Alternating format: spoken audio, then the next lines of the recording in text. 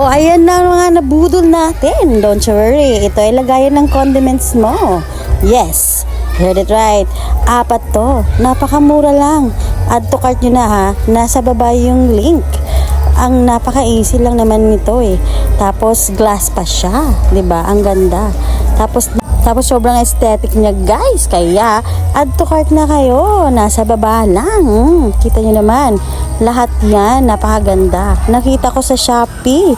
Na-intrigue ako. Kaya nag-order na.